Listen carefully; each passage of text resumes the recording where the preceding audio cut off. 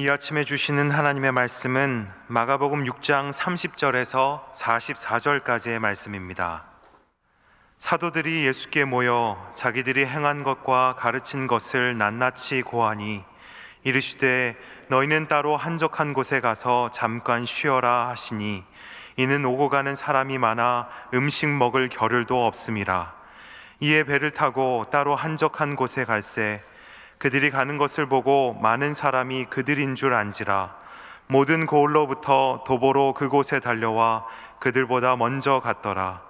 예수께서 나오사 큰 무리를 보시고 그 목자 없는 양 같음으로 인하여 불쌍히 여기사 이에 여러 가지로 가르치시더라.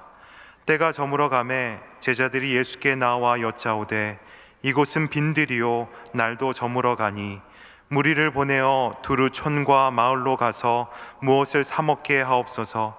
대답하여 이르되 너희가 먹을 것을 주라 하시니 여짜오되 우리가 가서 200데나리온의 떡을 사다 먹이리이까. 이르시되 너희에게 떡 몇 개나 있는지 가서 보라 하시니 알아보고 이르되 떡 5개와 물고기 2마리가 있더이다 하거늘 제자들에게 명하사 그 모든 사람으로 때를 지어 푸른 잔디 위에 앉게 하시니 때로 100명씩 또는 50명씩 앉은지라. 예수께서 떡 5개와 물고기 2마리를 가지사 하늘을 우러러 축사하시고 떡을 떼어 제자들에게 주어 사람들에게 나누어 주게 하시고 또 물고기 2마리도 모든 사람에게 나누시매 다 배불리 먹고 남은 떡 조각과 물고기를 12바구니에 차게 거두었으며 떡을 먹은 남자는 5,000명이었더라. 아멘.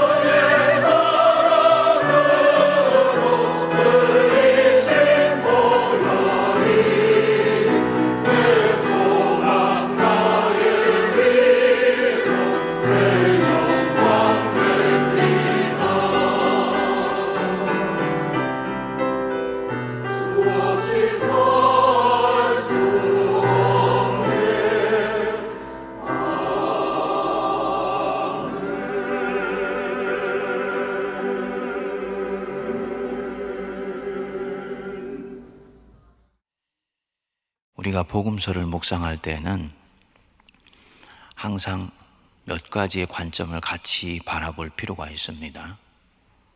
항상 복음서에는 만남이 있어요. 예수님께 찾아오는 사람들, 그 찾아오는 사람들을 지켜보시는 예수님, 그리고 예수님과 또 예수님을 찾아오는 사람 사이에 끼어 있는 사람들, 어떤 경우는 제자일 수도 있고, 어떤 경우는 바리새인들일 수도 있고, 어떤 경우는 구경꾼일 수도 있고. 그래서 내가 처해 있는 상황에 따라서 어느 날은 복음서가 예수님을 찾아오는 사람의 마음으로 읽혀지고, 또 어떤 날은 그들을 맞이하는 예수님의 마음으로 읽혀지고, 또 어떤 경우에는 제3자의 입장에서 읽혀지고 그렇습니다. 오늘 이 오병이어의 기적이 그 세 주체가 아주 입체적으로 엮여 있는 본문이다 라고 볼 수가 있습니다. 우리 예수님께서 이 땅을 사실 때 그분이 사람을 대하는 기본 원칙이 있으셨습니다. 뭐냐면 당신에게 오는 자는 절대로 그냥 돌려보내시지 아니하십니다. 예수님께 오는 사람은 항상 주님께 오는 그 목적과 필요를 채우고 돌려보내셨어요. 딱 한 사람 예외가 있다면 부자 청년이었습니다. 영생을 얻고자 왔는데 채우지 못하고 돌아갑니다. 예수님 따라오라는 초청을 거부했기 때문입니다. 그 외에는 예수님께 오는 사람은 항상 생을 살아가는 데 필요한 그 무엇을 꼭 채움받고 돌아가게 됩니다. 근데 이번에는 좀 상황이 유별납니다. 예수님과 제자들이 사역을 마치시고 배를 타고 한적한 곳으로 가셨는데 예수께 몰려왔었던 사람들이 어떻게 예수님과 제자들이 가는 목적지를 알았는지 이 사람들이 먼저 도착해서 예수님을 기다리고 있는 것입니다. 지금 예수님은 무척 피곤한 상태이세요. 31절에 보시면 예수님이 제자들에게 말씀합니다. 너희는 따로 한적한 곳에 가서 잠깐 쉬어라 하시니 이는 오고 가는 사람이 많아 음식 먹을 겨를도 없음이라. 너무나 사람이 많이 밀려오기 때문에 미처 밥 먹을 겨를, 식사할 겨를도 없는 가운데 제자들이 있는 것을 보시고는 좀 쉬라고 배려해 주셨습니다. 제자들이 이런 상태이니 예수님은 얼마나 지치고 피곤한 상태이시겠습니까? 그런데 참 이분이 하나님은 하나님이셔요. 34절을 보시면 예수께서 나오사 큰 무리를 보시고 당신이 좀 쉬려고 가는 목적지에 이미 무리들이 와서 기다리고 있는 것을 보시고는 그 목자 없는 양 같음으로 인하여 불쌍히 여기셨다. 목자 없는 양 같음으로 인하여 불쌍히 여기셨다. 예수님께서 당신에게 오시는 사람들을 대하는 마음입니다. 여기 무리, 헬라어로 오클로스라 그러지요. 예수님에게 오는 사람의 세 종류가 있었습니다. 백성이 있었고 라오스, 제자들이 있었습니다. 마데테스, 그리고 무리가 있었습니다. 오클로스예요. 이 오클로스들 전형적으로 예수님을 따라다닌 사람들이었습니다. 400년 동안을 나라를 잃고 민족의 삶 전체가 완전히 바닥에 주저앉았으니 얼마나 백성들의 삶이 피폐했겠습니까? 그런 가운데 하나님이 메시아를 보내셨다 생각하고 그 메시아가 예수님이라고 생각하니 이 백성들은 예수님이 가시는 곳이면은 따라다니는 것입니다. 제자가 되려고 따라다니는 자들이 아니었어요. 인생의 그런 목적을 아직 발견하지 못했습니다. 다만 자신들에게 무엇이 필요한가는 압니다. 하루하루의 생을 살아가는데 그 절박함이라는 것이 이루 말할 수가 없었던 사람들입니다. 헤로드 왕을 의지할 수도 없고 종교 지도자들에게도 기댈 구석이 없는 사람들. 주님이 이들을 보시면서 너희들이 왜 고상한 삶을 추구하지 않냐? 왜 제자가 되려고 하지 않냐? 왜 거룩하게 살려고 하지 않아? 이렇게 나무라하시지 않았습니다. 이들을 보시고는 그저 불쌍히 여기셨습니다. 바람이 불면 그 바람 부는 방향으로 기울어지면서 하루하루를 살아가기에 급급한 사람들이기 때문에 오히려 더 불쌍히 여기셨던 것 같습니다. 어떤 사람들 중에서는 예수님을 바라보면서 이 중에서 제자가 되려고 결심하는 사람들도 있었지만은 하루하루에 사는 것에 급급한 가운데서는 그런 것을 바라보거나 그런 고상한 삶을 꿈꿀 수도 없는 사람들이었지요. 그러니까 예수님이 더 불쌍히 여기셨던 것 같습니다. 그 목자 없는 양 같음으로 인하여 불쌍히 여기셨다. 헬라어로는 스플랑크논이라고 그런다 그랬지요. 연민하다, 불쌍히 여기다 라는 뜻인데 원래의 어원은 여성의 자궁입니다. 굉장히 중요한 의미를 가지고 있습니다. 생명을 출산할 때 느끼는 그 고통으로 누군가를 바라본다는 뜻입니다. 여성분들은 이 주님의 마음을 잘 아시죠. 자녀를 낳아본 분들이 생명을 쏟아낼 때 그 아픔, 그 아픔으로 다시 누군가를 바라보는 것입니다. 또 하나 중요한 부분이 바로 이 불쌍히 여기는 마음은 항상 그 뒤에 무언가를 가져오게 됩니다. 예수님께서 공생애를 사실 때 많은 기적을 베푸셨는데 그 중에 죽은 자, 즉 생의 저편 속에서 있던 자들, 죽은 자들을 살려내시는 장면이 딱 세 군데가 나옵니다. 회당장 야이로의 딸을 살려내시는 장면, 나인성 과부의 아들을 살려내시는 장면, 그리고 죽은 나사로를 살려내시는 장면. 근데 그 세 장면 앞에 예수님이 공통적으로 가지고 있는 마음이 바로 이 불쌍히 여기시는 마음이에요. 주께서 그들을 보시고 불쌍히 여기사, 이렇게 나옵니다. 뭐를 뜻할까요? 이 불쌍히 여긴다는 마음은 단순히 예수님이 가지셨던 인간적인 감정을 얘기하실 뿐만 아니고 새로운 생명을 잉태하여서 배양해내는 거룩한 마음이다. 즉 새로운 생명을 잉태하고 죽은 자를 살려내는 새로운 생명의 삶을 불어넣는 강력한 마음이 바로 이 불쌍히 여기는 마음이다. 마치 여성의 자궁이 거룩한 생명을 잉태하여서 배양해내는 것과 똑같은 기능을 하는 것이다 라는 것입니다. 그래서 결국은 주님이 엄청난 사건을 일으키는 장면 앞에서는 항상 예수님의 이 마음이 그려져 있습니다. 뭐냐? 창자가 끊어지는 아픔, 인간에 대해서 연민하는 마음, 이것이 결국은 예수님의 능력과 합쳐졌을 때 새로운 역사를 일으키고 기적을 일으키며 죽은 자를 죽음 저편으로부터 이쪽으로 끌어당기는 강력한 힘이 된다는 것입니다. 성도님들, 지금도 우리 예수님 당신께로 와서 그 필요를 채우고자 하는 자들, 그 필요의 종류가 무엇인지 나무래지 아니하시고 충분히 들으시며 귀 기울여 주시고 채워주시는 우리 하나님이신 것을 믿으시기 바랍니다. 당신께 오는 자를 외면하시거나 박대하지 아니하세요.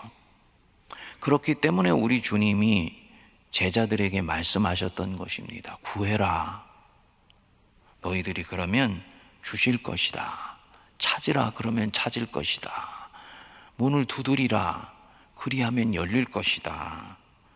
누가 아들이 자식이 부모에게 떡을 달라 하는데 돌을 주며 생선을 달라 하는데 전갈을 줄 부모가 있겠느냐?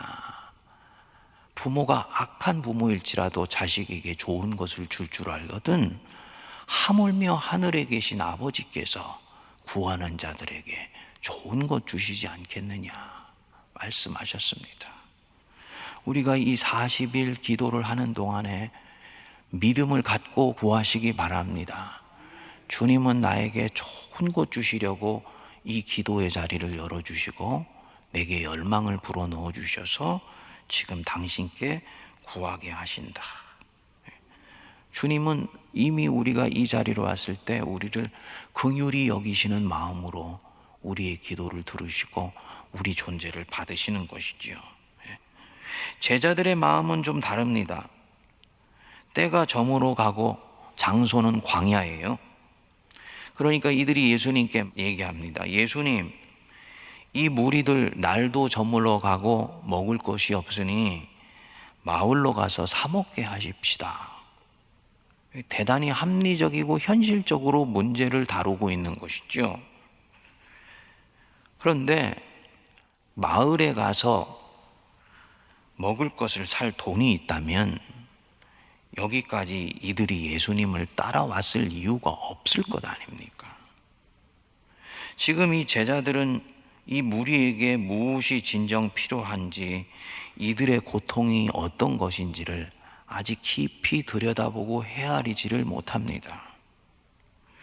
참 이 마가가 이 부분에 있어서 예리한 것이 이 6장 30절에서 처음으로 사도들이 예수께 모여 자기들이 행한 것과 가르치는 것을 낱낱이 구했다, 이렇게 나옵니다.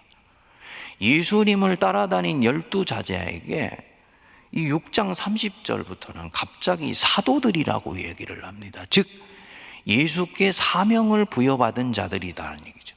예수님의 뜻이 무엇이고 예수님이 지금 이들을 가르치시는 이유가 뭔지를 알 뿐만 아니라 이제 본격적으로 예수님의 권능을 행하기 시작한 자들이라는 뜻입니다.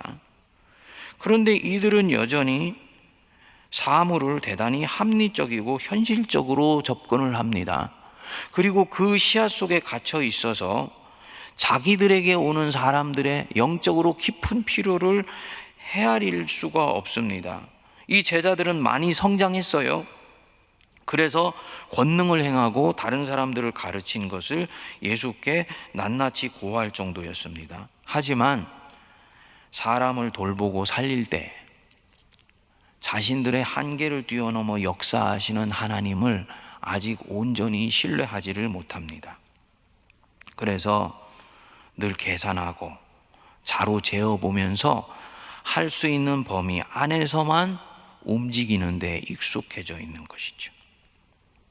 우리의 그림자입니다.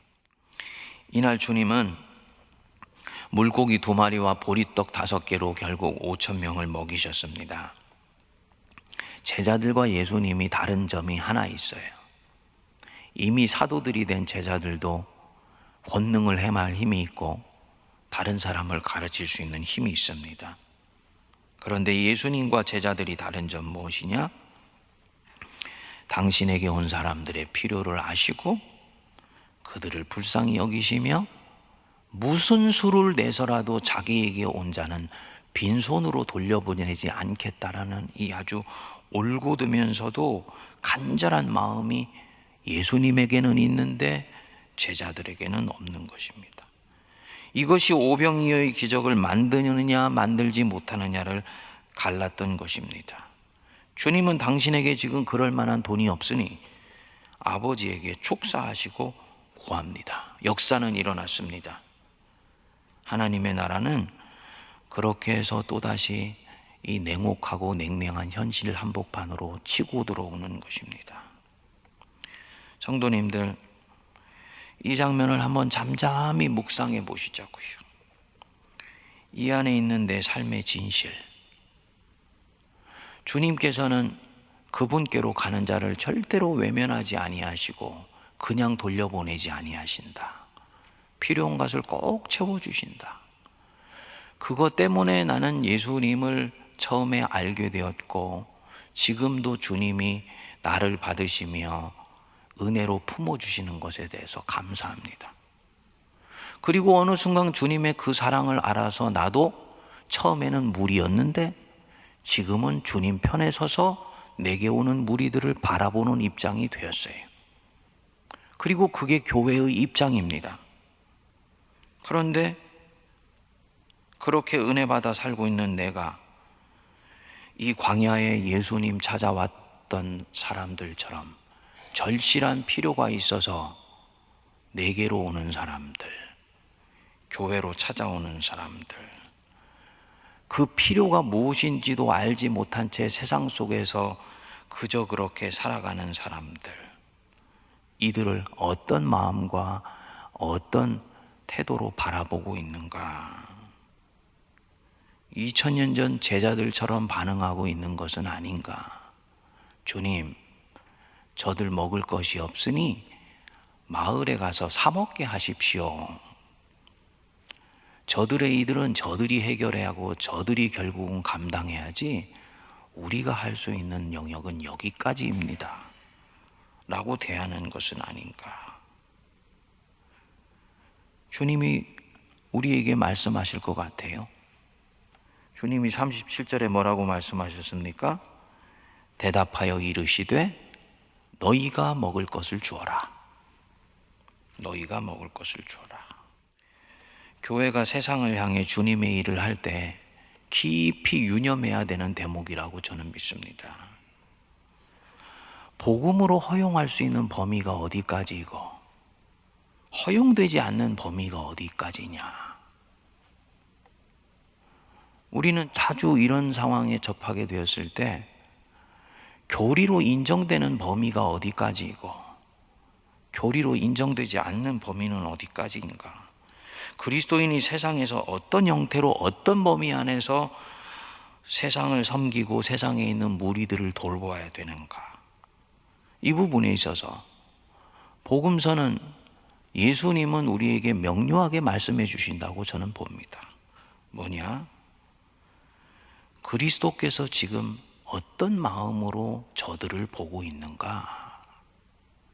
그리스도께서 지금 어떤 마음으로 저 헤매고 유리하며 방황하며 죄 속에서 그것이 죄인지도 모른 채 살아가는 자들을 바라보시고 계신가? 이게 결국은 교회와 제자들이 그들을 바라보는 마음이라고 저는 믿습니다. 이런 면에서 세상에서 고통받는 이들에게 어떤 마음을 우리가 가져야 되는지 교회는 대단히 명료한 것입니다. 21세기의 기독교 인구가 대략 21억 명입니다. 예수님이 이 사역을 시작하시고 난 뒤에 2000년이 지났더니 전 세계 인구의 3분의 1에 4분의 1에 해당되는 21억 명이 바로 이 광야에서 무리를 먹이셨던 예수님을 따라다니는 사람들이 된 것입니다. 그런데 2020년 7월 13일 현재 유엔 산하 세계 식량 안보 및 영양 생태 보고서에 의하면 2000년 전에 먹을 것이 없어서 예수님을 따라왔던 사람들, 기아에 고통하는 사람들이 지금 세계 인구의 9%인 6억 9천 명입니다. 아마도 주님의 능력을 신뢰한다면 이 21억 명의 기독교인은 6억 8천만 명, 9천만 명을 넉넉히 먹이고 살릴 수 있는 능력을 이미 부여받았다고 저는 봅니다. 그런데 그들은 여전히 그 상태에서 아무것도 공급받지 못한 채 있는 거예요. 주님이 우리에게 뭐라고 말씀하셨습니까? 너희가 먹을 것을 주라. 그런데 교회가 주님 명령을 따르지 아니하고 다른 짓을 하고 있는 것은 아닌가. 2000년 전의 제자들처럼 지금도 주님, 그 일은 우리 일이 아닙니다. 저들이 해결할 일입니다. 해는 저물어 가고 먹을 것 없으니 마을에 가서 사 먹게 하십시오 라고 말하는 교회가 되어 있지는 않은가. 우리가 깊이 묵상하고 생각할 대목입니다. 주님 마음이 얼마나 아파하실까 싶습니다. 사랑하는 우리 세문안교회 성도님들, 코로나 이 시대 속에서 우리 세문안교회가 아름답게 지상 13층, 지하 6층짜리 이 예배당을 건축하고 입당을 하자마자 이 코로나가 터졌습니다. 우리가 이 건물을 짓기 위해서 놀라운 재정을 쏟아부었고요. 지금도 갚아야 되는 빚이 많이 있습니다. 주님이 이 건물을 허용하신 것은 저는 명료하다고 봅니다. 너희가 먹을 것을 주라고 했는데 그들에게 먹을 것을 줄 것을 이 예배당을 짓는 데 쏟아부음으로써 결과적으로 그들에게 먹을 것 줄 것이 없어진다면 주님은 예배당을 지은 우리의 정성은 받으시지만, 우리의 헌신의 동기는 받으시지만 이 예배당을 통해서 갖게 되는 이후의 사역의 열매는 안 받으시는 것입니다. 주님은 무엇을 원하실까요? 여기에 쏟아부은 어마어마한 재정보다 10배, 100배, 1000배의 결실을 거두어서 너희들이 21세기에 헤매고 광야에 유리하는 백성들 먹일 수 있도록 하기 위해서 우리에게 이 열매를, 이 예배당이라는 열매를 허락하신 줄 믿습니다. 이것은 세문안교회 하나님이 주시는 도전이에요. 우리가 이것에 함몰되어서, 이 예배당에 함몰되어서 세상을 섬기고 백성들을 돌보며 무리들을 살피고 섬겨서 주님의 품으로 돌아오게 하는 일에 결국이 소홀히 되게 된다면 우리는 더 본질적인 일들을 놓치고 부차적인 일들에 함몰되고 있는 모양이 될 것입니다. 반전에 이 터전을 기반으로 삼고 하나님의 성령의 도구로 삼아서 주님이 하셨던 이 일들을 마음껏 하는 교회로까지 뻗어나갈 수 있을 때 결국은 하나님은 하나님의 일을 우리 세문안교회 통해서 하시고 있는 것이고, 또 그렇게 그 일을 하시고 있는 주님의 일에 참여하는 우리를 기뻐 받으실 것입니다.